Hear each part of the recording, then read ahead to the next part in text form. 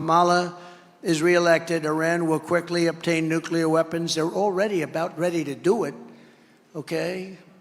And you know, they were so broke, and I'm not looking to hurt anybody, but they were broke. I had sanctions. Anybody that did any business with Iran could not do business with the United States. I told President Xi of China, if you do business with Iran, if you buy 1 barrel of oil from Iran, you're not doing any more business with the United States, and I'm going to put on tariffs of 200%. And China didn't buy anything. And other countries likewise, other countries. Thank you. Thank you very much. Thank you very much. Thank you. And Iran was ready to do something. They were ready to make a deal. They weren't spending the money because they didn't have the money to spend. And you didn't have a single strike. You had nothing happen during this period of time. It was a beautiful time. Not a single strike. Thank you very much. Thank you.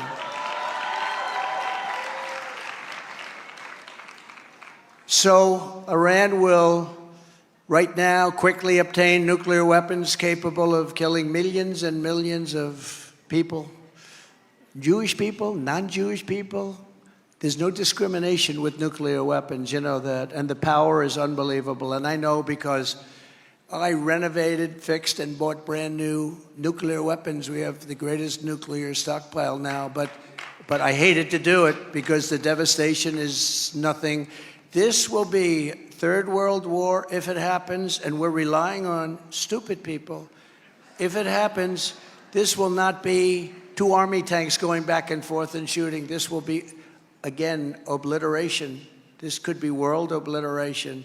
And we have to get back to common sense, and we have to get back to good leaders that are respected by the other side. Our leaders are not respected by Russia. They're not respected by China. They're not respected by Kim Jong-un of North Korea. They're not respected, frankly, by anybody. From behind this nuclear shield, the regime will be free to unleash its militant terror brigades to turn the Jewish homeland into hell on earth. They've already started with October 7th. Rockets will rain down from above until the Iron Dome has been exhausted. You know, the Iron Dome's great, but when you send too many, there's not a thing it can do. It's exhausted. It becomes exhausted. They call it that. They want to exhaust, and they send up anything. They send up, they call it garbage into the air. Let them keep sending their missiles up, and eventually they don't have any missiles to protect, and that's when it begins. We can't do that. Terrorist death squads will conduct constant raids into Israeli territory from all sides, going door to door and torturing, raping, kidnapping, and massacring innocent civilians. This is what it is, and you know that better than anybody because you've just seen it. A year ago, Tel Aviv and Jerusalem will become unlivable war zones as suicide attacks grind life to a halt.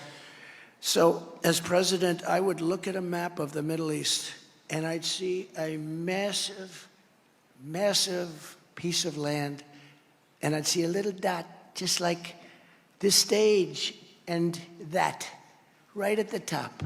This would be Israel. And I said to Miriam, I said to Sheldon, I said to friends of mine, how can such a big piece of land, I mean, how could this be possible where you have that little piece of land surrounded by massive numbers of people and soldiers, big armies. Iran has a big army. Big mistake when another administration took out Iraq. You know, you had two for centuries. They would fight each other under different names, under religion, but they were the same strength. And they'd fight and fight and fight, and then they'd relax. And then they'd fight and fight and fight. This went on for centuries. And then somebody who wasn't a very smart person eliminated one of the sides, and the other one was left with nobody to fight.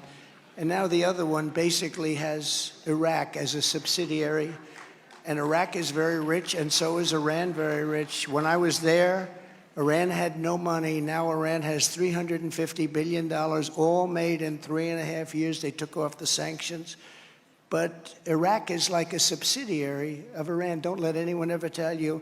And Iraq has over 300 billion. So this is a very rich two nations, and they are essentially one, and they're getting closer and closer all the time. This is a nightmare that should have never happened.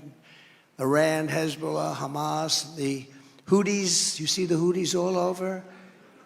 They've long dreamed of making all of this come true, and if Kamala Harris wins the election, her weakness and incompetence, she's grossly incompetent. Look,